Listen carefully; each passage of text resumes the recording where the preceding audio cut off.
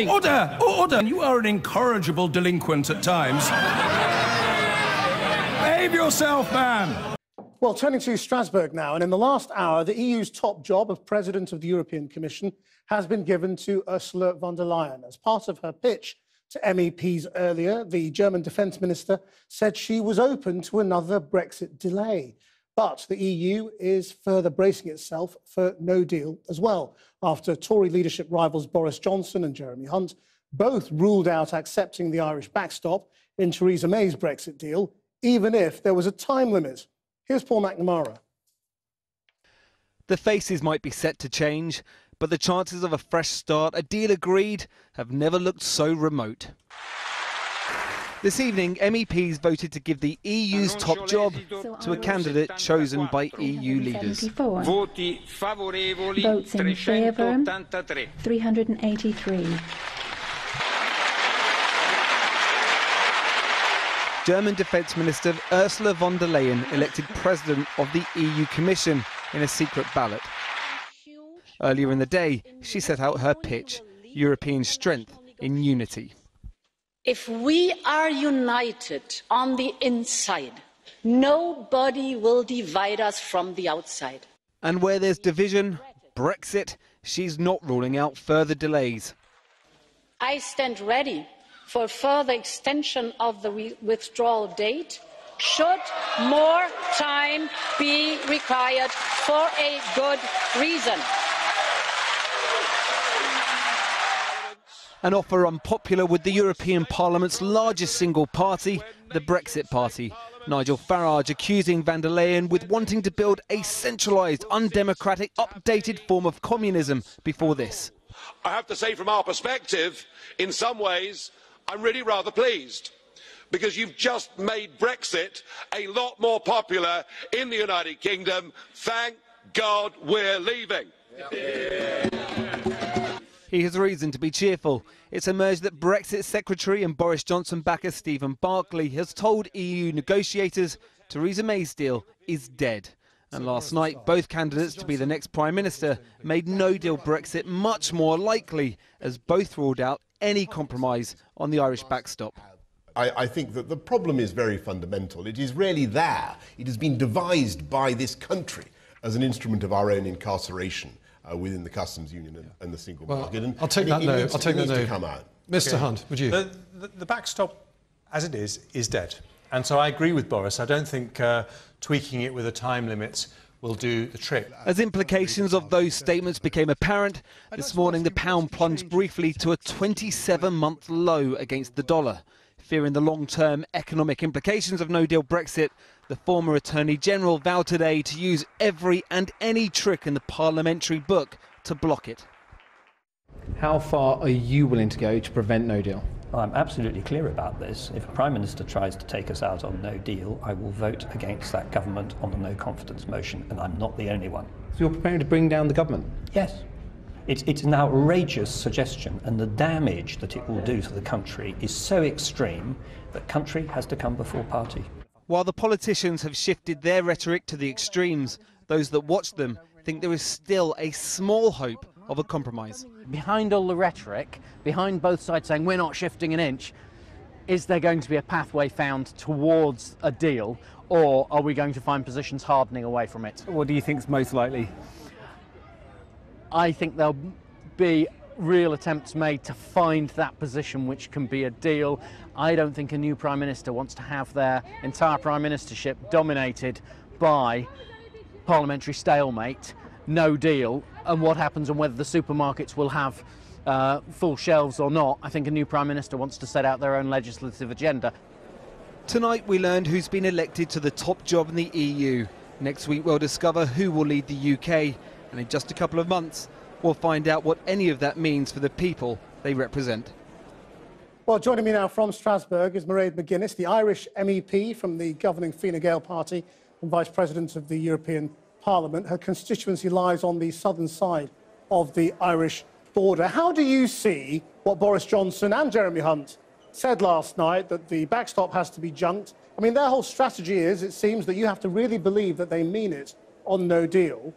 And then you will blink. Are you blinking? Well, I suppose I'm not blinking now, and I certainly won't by the end of this interview. We've just elected the new president of the European Commission, and her words ring in my ears. She's very committed to the withdrawal agreement as negotiated with Prime Minister Theresa May. And she was very specific on the backstop. She believes it is a precious part of the withdrawal agreement as our citizens' rights. So I think we have great clarity from the European Union. I'm reluctant to comment on what's happening in the United Kingdom because clearly there is an election in train, and, you know, many things are said, perhaps not so much in the heat of the moment, but maybe there is an attempt to outbid one another. But when, you know, the things rattle home, when people realise the consequences, perhaps, of what is being said for the people of Northern Ireland, for the people of the United Kingdom around a no deal, you know, then there might be second thoughts to what is best for everybody. And I think everybody wants an orderly Brexit. We rather perhaps don't want any, but we know it's happening because you voted to leave, and we're respecting that. We've negotiated the withdrawal agreement, and we believe it provides the clear path for an orderly Brexit, taking into account the many different issues that have to be addressed. I mean, obviously, it's only an election within the Conservative Party, not the wider country, so feel free to comment away. I mean, are you saying that the European position just isn't going to change? That this Commission President continues the position of Juncker and it all just ploughs on? But it's much bigger than that with respect. It is that the leaders of the 27 member states have been absolutely united around the issues that we had to negotiate in the withdrawal agreement and then the details we agreed with the British Prime Minister. So you are talking about the weight of all of the leaders, the 27 leaders behind this withdrawal agreement. And while we watch the leadership race in the United Kingdom, that is not for us to get involved in. We will have to deal with whomsoever is elected. And indeed, whoever is the leader of the Tory party and then Prime Minister will also have to deal with the realities of what they face. And sometimes after an election, there is pause for thought.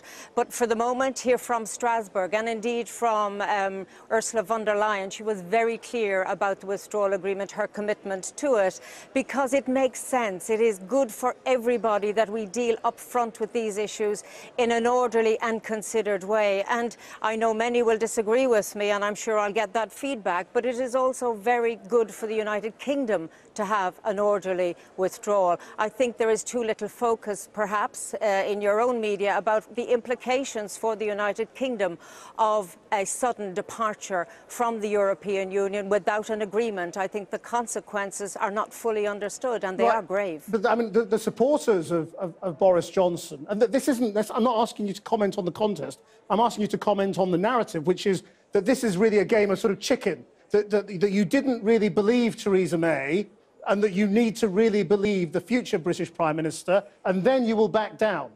Are they deluded? Well, can I just say this is not a game.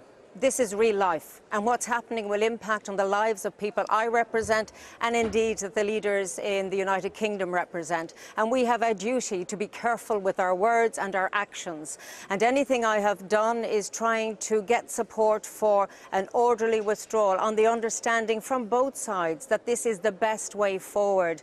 Because the idea of a sudden departure, if you like, a slamming of the door, what does that mean? It would literally mean that within days, those issues remain on the table to be resolved. The citizens' rights, the issue of Northern Ireland. The problems don't go away by slamming the door and a harsh Brexit. In fact, in my view, they multiply. And I think we should be very aware of that the breakdown perhaps in diplomacy that it would represent for a country, the United Kingdom, that we are holding dearly as a friend and neighbour. We don't want to see that happen. And I believe in the heart of hearts of the United Kingdom, you don't want to see that either. But I do stress that if anyone thinks this is a game or a game of chicken, you're debasing politics, you're debasing the issues that are of fundamental importance to the people of Northern Ireland, of Ireland, and to the European Union, 28 as it is today. And I think that is something to be very wary of. Mairead McGuinness, thank you very much. A mere 1,117 days after the Brexit vote, it's all become a little clearer. The man who steps up as our next Prime Minister will lead us out of the EU with what increasingly looks like no deal. Last night we heard both Jeremy Hunt and Boris Johnson categorically rule out the Northern Irish backstop, declaring, in essence, Theresa May's deal dead. The EU has consistently and repeatedly told us that's the only one there is, and that without the backstop, there is no deal. So will the Irish be a little more ready to shift? Will MPs be prepared to bring down their government? Or will we just slide towards a Brexit finale that's starting to seem inexorable? The day had brought strong economic news, rises in both average earnings and in employment. But the pound fell to its lowest point for 2 years as the no-deal realisation hit the markets. Here's our political editor, Nick Watt. A familiar and usually orderly ritual will be underway a week tomorrow as power is transferred. That means fighting against the burning injustice that if you're born poor, you will die on average 9 years earlier than others. 3 years after her landmark declaration in Downing Street, Theresa May will make way for him, or maybe him. Even before they've crossed the threshold, Boris Johnson and Jeremy Hunt have defined the signature theme of the next premiership. No is the answer, no. To time limits or unilateral escape hatches, or all these kind of elaborate devices, glosses, codicils and so on that you could apply to the backstop. The backstop, as it is dead. And so I agree with Boris. I don't think tweaking it with the time limits will do the trick. No to the Northern Ireland backstop, prompting a fall in sterling as markets saw an increase in the likelihood of an exit from the EU without a deal. Brexiteers are happy. I think the European Union have now got to realise that the political weather has changed in this country and in the Conservative Party. People are no longer willing to be pushed around by Brussels anymore. We want to get out. We want to get out on the 31st of October. And if it means no overall deal, so be it. We'll survive. We'll be a strong and successful nation without the shackles of the European Union. And I think the country will unite behind that position. We'd rather a sensible deal, but if they're not willing to do it, well, there you go. We've been through worse in our history, and I know we'll come out of this very strong. All quiet outside the campaign HQ of the front runner after a hugely significant and accidental joint intervention by Boris Johnson and Jeremy Hunt that has shifted the dynamics on Brexit. Dublin will now be looking seriously at a UK withdrawal without a deal, whilst Tory MPs opposed to a no-deal Brexit are thinking they should strike sooner than expected. MPs will have a chance on Thursday to make it more difficult for the next Prime Minister to suspend Parliament when they vote on a bill related to Northern Ireland. These MPs may bring forward to September plans in Parliament to block outright a no-deal Brexit. Success then could make it more difficult for the next Prime Minister to suspend Parliament in October, ahead of the Brexit deadline. From what I hear, Boris Johnson's team is seriously considering no deal and planning for that outcome. And it now, I look at my colleagues on the benches who profess to be against no deal, and the number is, a significant number if you believe the rumours. Well, it's about time to stand up, because where we're heading at the moment is no deal. And if you don't believe in that, then you need to start voting accordingly. Tory MPs determined to block a no-deal Brexit may find they can no longer count on the almost overwhelming support of the Labour Party. I want us to leave, the country wants us to leave, and for our democracy I think we have to leave. So therefore, if it came to it, I would take no deal if that meant we could leave, because we have to leave. But and you just said you prefer to do no deal than not leave at all, but you weren't prepared to vote for the deal that you had the chance to vote for 3 times. I really don't understand that. Well, because it's poker, isn't it? Changing mood in Parliament, guaranteeing a dramatic but uncertain start for Britain's next Prime Minister. That was Nick Watt, and joining us now, Simon Hoare, the Conservative Chair of the Northern Ireland Select Committee, and Ben Habib, who's an MEP for the Brexit Party, Proactive Investors magazine. Very nice to see you both. Simon Hoare, the words of both candidates sounded like we end up at no deal. What does that change for you?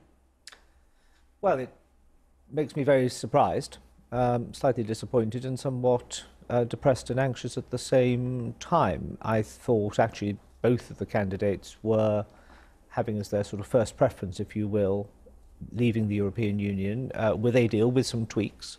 And yesterday we seemed to have this rather peculiar cull of the backstop without any prior warning, when hitherto those who had voted against the deal, citing the backstop as a reason for so doing, that they wanted to have some mechanism whereby there was a drop-dead date, which we could leave unilaterally, or some mechanism that wouldn't sort of mesh us in perpetuity. Perfectly respectable concerns to have. And that has always struck me as the reasons why people were sort of voting against it and wanted to see some changes. Yesterday's... Where are we now, though? Just tell us where we are now, because you heard from Philip Lee. He said it's about time to stand up. Well, my hope is that people are campaigning in rather florid language and will govern in a more sober way. So you don't believe them? You actually don't believe what they say? Well, I don't know. I am persuaded, as I always have been, that leaving the European Union to make good on the referendum decision, but with a deal, was in the best interest of all the citizens of the United Kingdom, and not least to preserve the United Kingdom. I think we are now trying to play for much higher stakes, and as I say, that is incredibly worrying to me. Dominic Grieve told us that he'd be willing to bring down the government. How much do you care? I care a lot.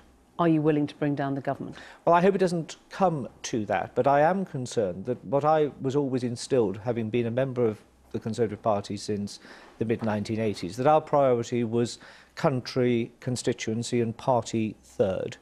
I do get worried and I get slightly upset when I hear people who say we have to do this in the interest of the Conservative Party. We weren't elected in the interest of the Conservative Party. We are elected to serve our constituents and to serve the interests of the country. Well, that's what I've always made very clear that when push comes to shove, I will take an interest in what is best for my constituents of North Dorset. And leaving without a deal, because North Dorset is a principal agricultural constituency, leaving without a deal on WTO terms will be disastrous for UK agriculture, and that is something I am not prepared to stand by, idly by, twiddling my thumbs and watch happen. So you will do that then? Well, you will be one of Emily, I think you can gauge from what I have said and the tone in which I have said it. But why should I have to gauge? Dominic Grieve told us he is willing to put his money where his mouth is. He knows of 20 others who will do that. I don't understand why you're being mealy-mouthed about something when you profess to feel furious and very... I'm certainly not being mealy-mouthed. What I see I see my job as doing, particularly as chairman of the Northern Ireland Committee, is to make the case as to why it would be bad for the unity of the United Kingdom to leave without a deal because of the Pandora box that opens with regards to unionism and referendums and border polls and the like.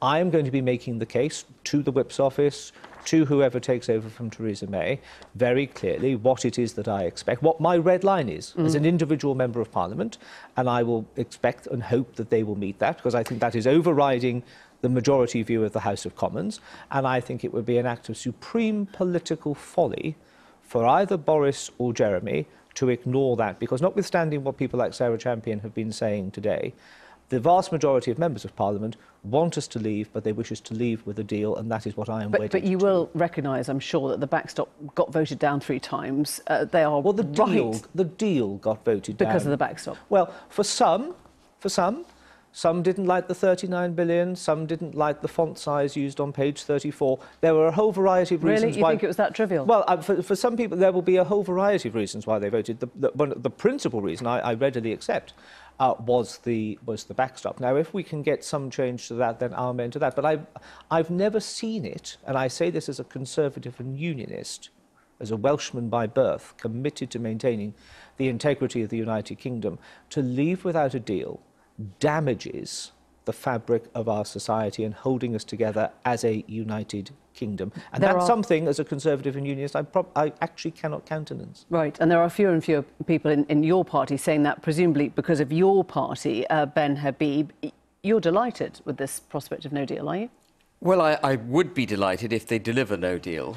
We haven't quite got there yet, and I think that in all likelihood we're going to have a general election rather than get to 31st October, because I slightly share with Simon, I share Simon's view that it's going to be terribly difficult for Boris or Jeremy to get no deal through Parliament. Well, his view was also it's going to be absolutely catastrophic economically, and a lot of people will lose their jobs. I entirely disagree with that. I entirely disagree with that analysis. You know, we've heard Project Fear now. We had Project Fear before the Euro. We had Project Fear before the referendum. We've had Project Fear through the last 3 years. I've been in business. I understand the business landscape. I've looked very closely at the British economy. You don't think anyone will lose their job, because you've said there's nothing to fear from no deal. Indeed, there's a great deal about which to be excited. Absolutely. Absolutely. It's completely wrong to think that no deal is all negative. There's so much positive stuff that could be done through no deal. First of all, there's a Brexit dividend, which people seem to have forgotten. Under the withdrawal agreement, we would have to pay 39 billion over. We wouldn't have to pay that under no deal. Under no deal, we would, assuming we levy tariffs according to WTO terms, we would run a surplus of 8 billion euros a year on the tariff front. We wouldn't have to contribute 18 billion euros per annum to the EU coffers. Admittedly, some of that comes back to the UK. We would not be trusted on any future negotiation we ever enter into. There are huge tariffs. If you're moving goods across the single market, if you're in the refrigeration business, if you're in the warehouse business, you are absolutely stuffed. Why don't you tell people honestly what it's going to do to their businesses? You have to absolutely look at the numbers dispassionately. 70% of the UK's trade, sorry, 80% of the UK's trade is internal. You can't be dispassionate when it's your livelihood and your business, Ben. Well, are we talking about the economy as a whole, or are we talking about particular business segments within the economy? You've said to tell business to carry on. Everything's going to be all right. There's nothing to fear. There's a great deal about which to be excited about. Absolutely. Theresa May's biggest mistake, and I think Boris gets it, Theresa May's biggest mistake was not preparing positively for no deal.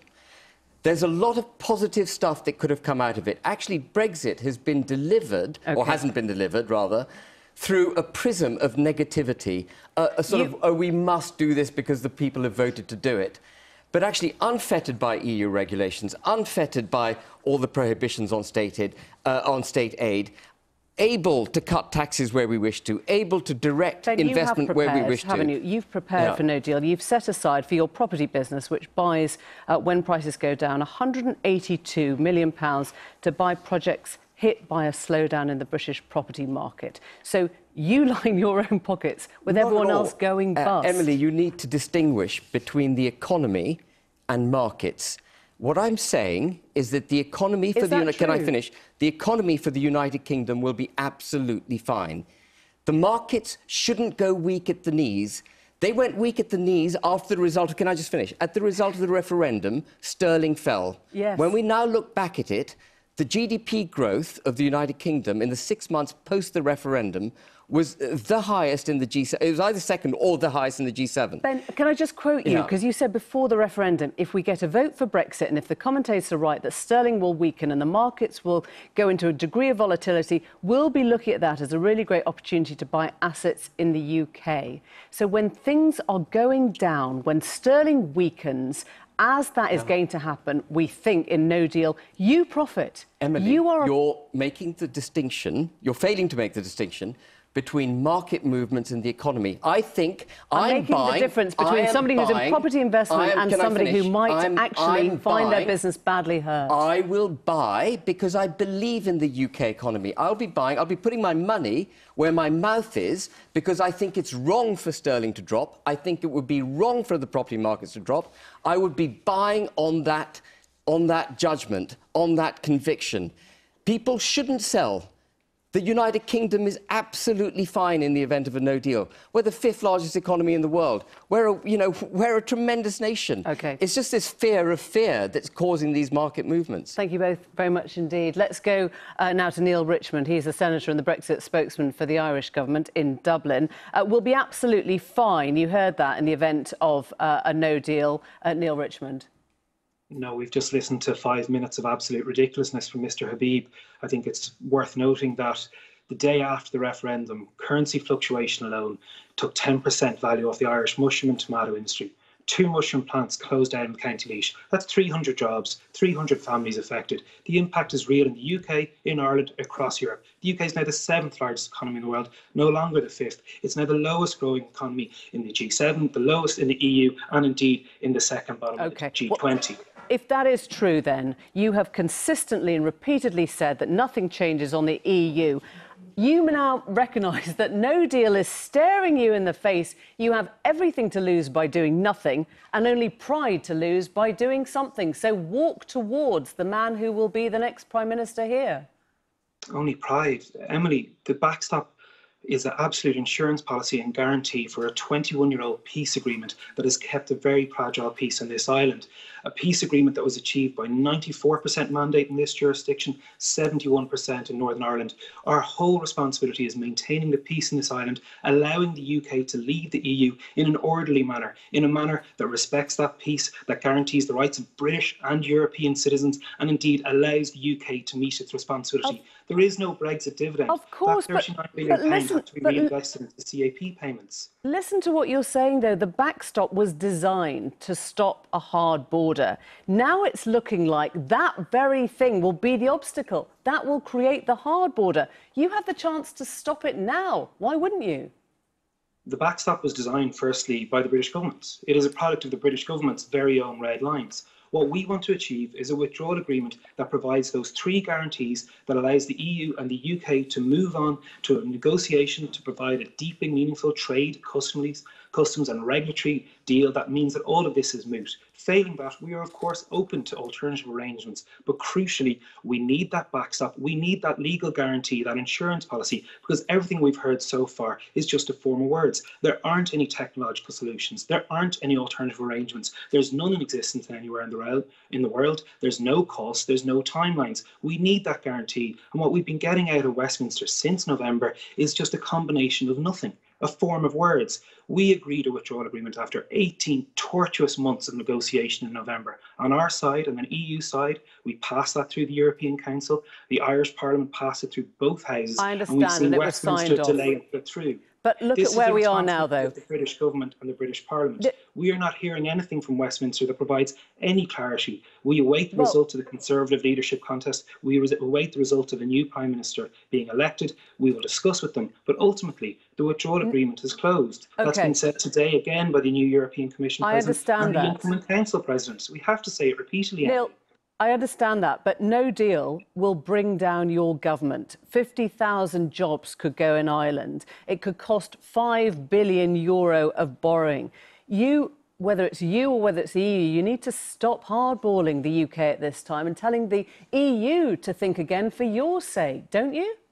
This isn't about the preservation of the Irish government. As Simon so eloquently put, some things are a bit more important than party politics. What we want to do is preserve the peace on this island. We want to meet the responsibilities to fulfil that compromise withdrawal agreement that was reached. We're not hardballing. The European side has been consistent. It's worked with the British government. But ultimately, if British politics doesn't know what it wants, we go back to the very start of this referendum. Supposedly the UK was never going to leave the single market. What people were promised in the referendum isn't being delivered. If the UK really wants to leave the EU, it's through this withdrawal agreement and building a really close future relationship. Neil Richmond, thank you very much. Thank you.